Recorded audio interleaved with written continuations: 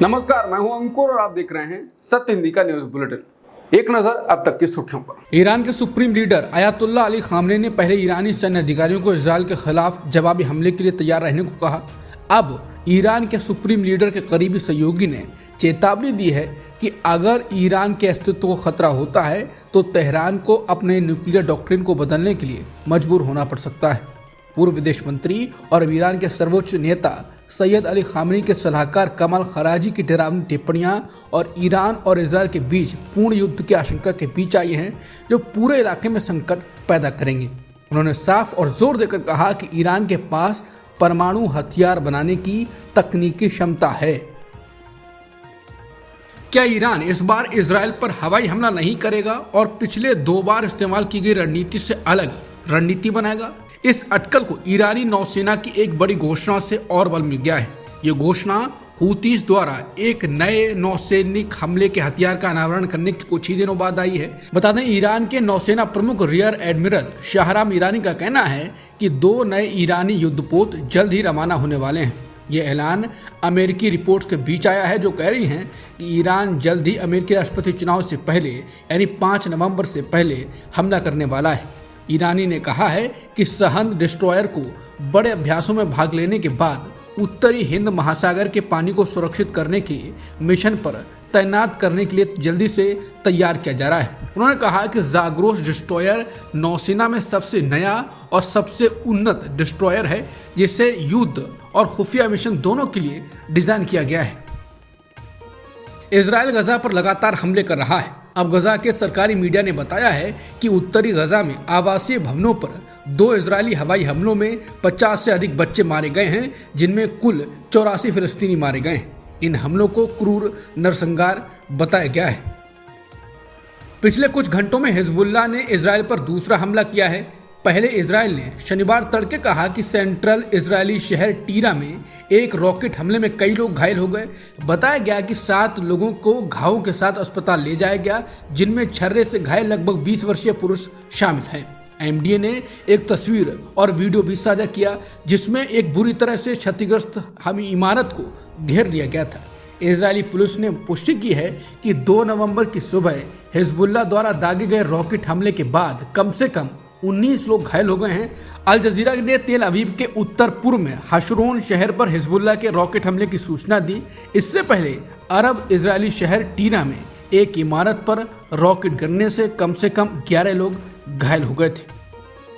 Canada ने मौजूदा कूटनीतिक संकट के बीच फिर से ऐसी हरकत की है जिससे दोनों देशों के रिश्तों में और कड़वाहट आ सकती है। दरअसल कनाडा सरकार ने एक रिपोर्ट जारी की है, जिसमें भारत को चीन, रूस, ईरान और उत्तर कोरिया के साथ राज्य विरोधी के रूप में लिस्ट किया गया है। रिपोर्ट के मुताबिक राजनयिक तनाव के बाद भारत समर्थक एक्टिविस्ट समूह की ओर से कनाडाई वेबसाइटों पर साइबर हमले किए जाने का आरोप लगाया गया है। कनाडा सरकार ने पहली बार देश के साइबर सुरक्षा केंद्र की ओर से प्रकाशित अपने नेशनल साइबर थ्रेट असेसमेंट 2025-2026 में भारत को प्रतिकूल के रूप में मार्क किया है। हरियाणा चुनाव की तरह आरएसएस महाराष्ट्र में भी बड़े पैमाने पर जनसंपर्क कार्यक्रम आयोजित करने की प्लानिंग कर रहा है। आरएसएस के उच्च पदस्थ सूत्रों के अनुसार राज्य भर में मतदाता जागरूकता पर ध्यान केंद्रित करते हुए 3 लाख से अधिक छोटी बैठकें आयोजित की जाएंगी। इस रणनीति में आरएसएस से एक सुव्यवस्थित मशीनरी के रूप में काम करेगा। सूत्रों ने बताया कि आरएसएस इस अभियान के लिए 3 बड़े कार्यक्रम में आयोजित करेगा। पहला होगा संविधान सम्मान। बता दें, लोकसभा चुनाव में विपक्ष ने संविधान बचाओ का नारा दिया था, इससे बीजेपी को काफी नुकसान हुआ था। इसके जवाब में आरएसएस संविधान सम्मान नामक एक विशाल अभियान शुरू करने जा रहा है। दूसरा, लोकमत परिष्कार। लोकमत परिष्कार कार्यक्रम का उद्देश्य लोकतंत्र को मजबूत करने पर होगा। बता दें, विपक्ष लगातार आरोप लगाता रहा है कि बीजेपी लोकतंत्र को खत्म कर रही है। ये कार्यक्रम भी उसके जवाब में होगा। तीसरा, सजगपन।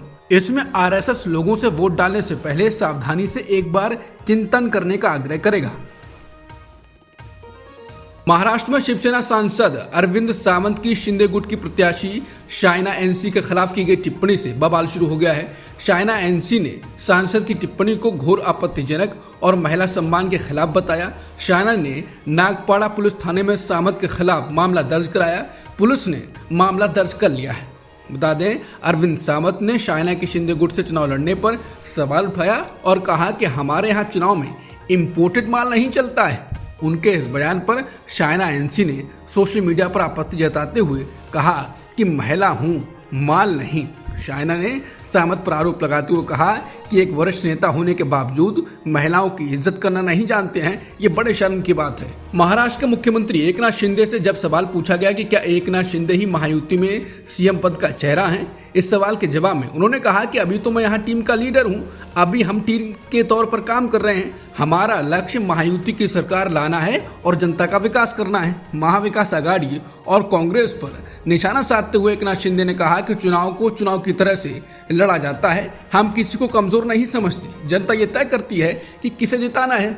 हम गलत धारणाएं नहीं फैलाते हैं। कांग्रेस और महाविकास आघाड़ी ने लोकसभा चुनाव में फेक नैरेटिव चलाया था। मुंबा देवी विधानसभा सीट से शिंदे गुट की उम्मीदवार शायना चुडासमा मुनोत को लेकर दिए गए अरविंद सावंत के बयान पर एकनाथ शिंदे ने प्रतिक्रिया दी। उन्होंने कहा कि एक बहन के बारे में ऐसी बातें करना बहुत ही निंदा की बात है। ये खुद को बाला साहेब ठाकरे के विचारों वाला कहते हैं और इनके विचार देखिए। बाला साहेब ठाकरे अगर आज रहते तो सही में मुंह तोड़ देते। शिवसेना उद्धव गुट के नेता अरविंद सावंत के शिंदे गुट की नेता शायना चुडासमा मुनोत को लेकर इंपोर्टेड माल वाले बयान पर राजनीति गरमाई हुई है।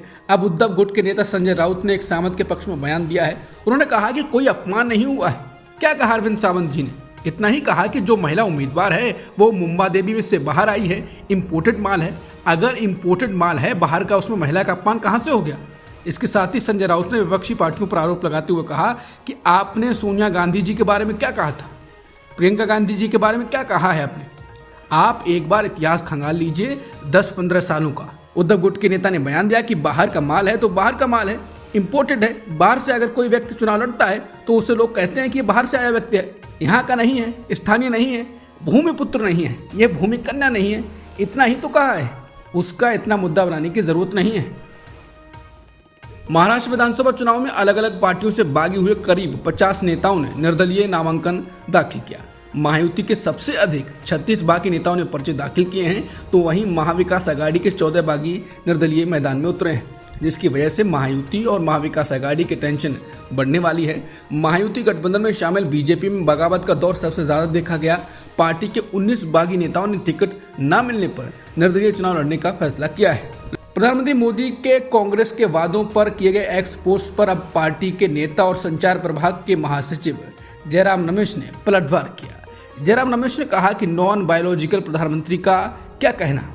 उनका कड़ा और सही जवाब कांग्रेस अध्यक्ष और हमारे मुख्यमंत्रियों ने दिया है। जयराम रमेश ने पीएम मोदी को घेरे में लेते हुए कहा कि जो व्यक्ति गलती से भी सच नहीं बोले कभी भी, वो कांग्रेस पर आरोप लगा रहे हैं। जो व्यक्ति 10 साल से जुमले में ही लगे हुए हैं और धोखा ही धोखा दिया है और उनकी कथनी और करनी में जमीन आसमान का फर्क है, वो आज कांग्रेस पार्टी को प्रवचन दे रहे हैं, कांग्रेस पार्टी की आलोचना कर रहे हैं। बता दें, इससे पहले पीएम मोदी ने अपने एक्स अकाउंट पर कांग्रेस के वादों को लेकर कई सारे पोस्ट किए थे। अपनी पोस्ट में पीएम ने कहा था, कांग्रेस पार्टी को बुरी तरीके से ये एहसास हो रहा है कि अवास्तविक वादे करना आसान है, लेकिन उन्हें ठीक से लागू करना कठिन या असंभव है। वो लोगों से लगातार चुनाव प्रचार के दौरान ऐसे वादे करते हैं जो उन्हें भी पता है कि वो कभी भी पूरा नहीं कर पाएंगे। अब वो लोगों के सामने बुरी तरह से बेनकाब हो चुके हैं।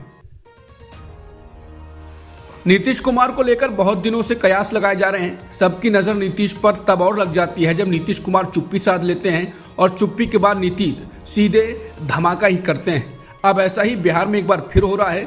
गिरिराज सिंह की यात्रा रोकने को लेकर नीतीश की नहीं सुनी गई। नीतीश ने नेताओं से बुलवाया लेकिन खुद चुप रहे और अब कहा जा रहा है कि बिहार में खेला होने की सुगबुगाहट होने लगी है। वरिष्ठ पत्रकार केपी मलिक का कहना है कि क्या मोदी जी को बिहार में नीतीश के खेले की भनक लग गई है, क्योंकि मोदी जी नीतीश की राजनीतिक तबीयत से बखूबी वाकिफ हैं। क्या लालू और नीतीश के बीच सियासी खिचड़ी लगभग पक चुकी है? उनका कहना है कि दिवाली जैसे महत्वपूर्ण त्योहार पर यूपी की राज्यपाल आनंदीबेन के 2 दिन से पटना में जमने के मायने क्या हैं? भाजपा के कार्यवाहक अध्यक्ष जेपी नड्डा का छठ पूजा पर एकाएक पटना जाने का मतलब क्या है? ये तमाम सवाल हैं जो सोचने पर मजबूर करते हैं कि इन सबके सवालों के मायने क्या हैं। तो क्या माना जाए कि बिहार में नीतीश ने लालू के साथ मिलकर खिचड़ी पका ली है और 23 नवंबर के बाद खिचड़ी के साथ रायता फैल जाएगा। अखिलेश यादव ने पिछले दिनों नीतीश कुमार की तारीफ की थी और उनको इंडिया में आने के लिए कहा था। अखिलेश को नीतीश में इंडिया गठबंधन की वापसी की संभावना दिखने लगी और अब अखिलेश यादव की बात को नीतीश कुमार के राजनीतिक सलाहकार केसी त्यागी ने आगे बढ़ाया है। केसी त्यागी ने अखिलेश की तारीखों के पुल बांध दिए हैं। केसी त्यागी ने कहा कि मैं नेताजी मुलायम सिंह यादव के बेटे अखिलेश यादव में काफी संभावनाएं देखता हूं।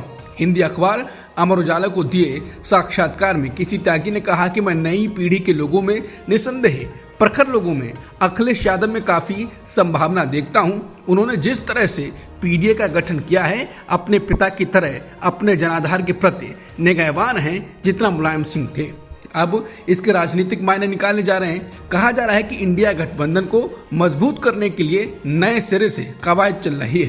कयास लगाए जा रहे हैं कि मोदी के सामने मौजूदा समय नीतीश कुमार को चेहरा बनाने की और भविष्य में अखिलेश का चेहरा आगे बढ़ाने की कवायद तो नहीं चल रही है। लॉरेंस बिश्नोई गिरोह पर नकेल कसने के प्रयासों को बढ़ावा देते हुए अमेरिकी अधिकारियों ने मुंबई पुलिस को लॉरेंस बिश्नोई के छोटे भाई अनमोल बिश्नोई की उनके देश में मौजूदगी के बारे में जानकारी दी है। इसके बाद मुंबई पुलिस ने उसके प्रत्यार्पण की प्रक्रिया शुरू कर दी है और इस संबंध में अपराध शाखा ने पिछले महीने यहाँ एक विशेष अदालत का दरवाजा भी खटखटाया था। बता दें कि 14 अप्रैल की सुबह सलमान खान के घर पर हुई फायरिंग के पीछे अनमोल बिश्नोई का ही हाथ था। इस घटना ने पूरी मुंबई को हिलाकर रख दिया था। मुंबई पुलिस तभी से अनमोल बिश्नोई की तलाश में है। मीडिया रिपोर्ट्स के अनुसार इस मामले में अमेरिका ने भारत की मदद की है।